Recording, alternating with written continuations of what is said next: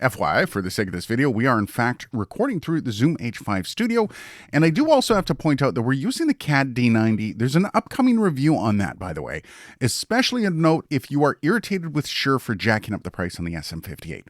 Anyways, get subscribed so you don't miss that. But on to the Zoom H5 Studio. And these things are great at a lot of things, including capturing instruments like an acoustic guitar. And there's a few ways you can do this, and there's even one specific way that even surprised me. But first, let's start with the easiest technique, basically the point and shoot.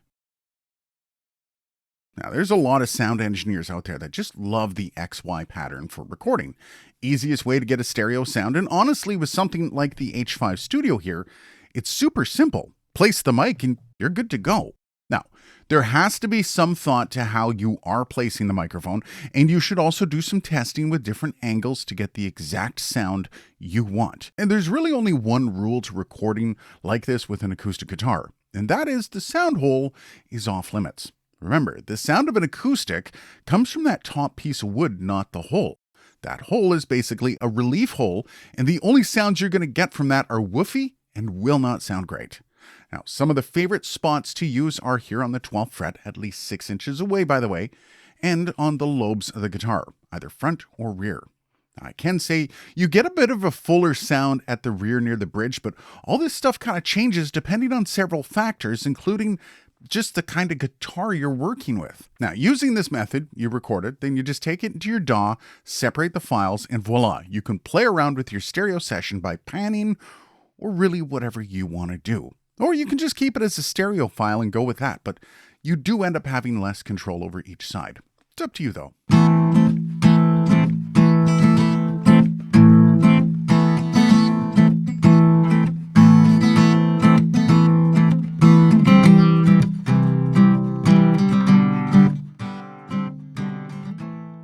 Next, we have the A-B approach. Now, this one gives you a bit more control over where the mics are placed.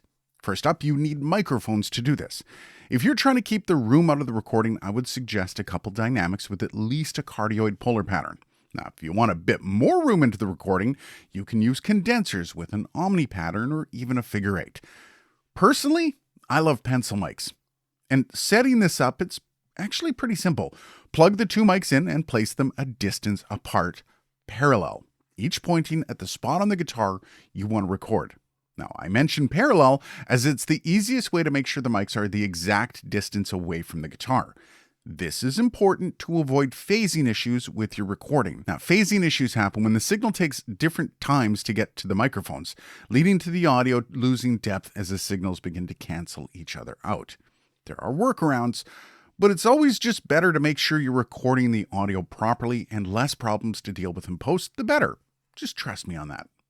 Now, the other rule you need to consider is the 3-to-1 rule, meaning the mics need to be about 3 times the distance apart as they are to the sound source. So if you put them a foot away from the guitar, they need to be placed 3 feet apart. 6 inches from the guitar, about 18 inches apart.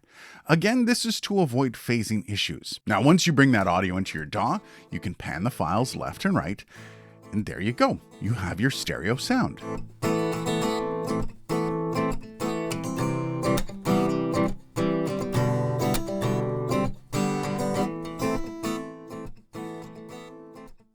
Now, for this one, we're doing a bit of a shortcut with mid-side recording. So, to actually do mid-side, you take a figure 8 mic, place it sideways, and you have a cardioid mic directly above or below to record straight on.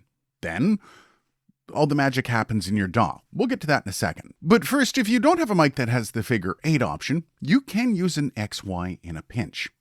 And as luck would have it, your new Zoom H5 Studio has those.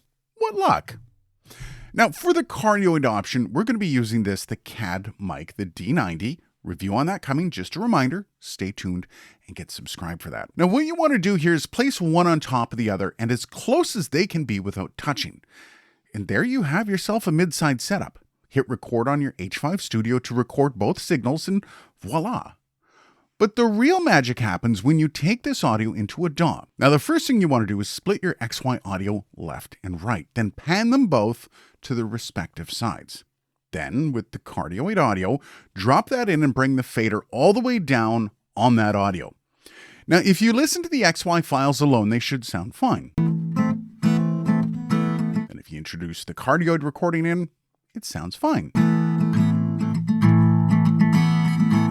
But take that fader down on the cardioid again and flip the polarity on one of the XY files. Now start playing the music back and slowly fade up the cardioid and hear the magic happen.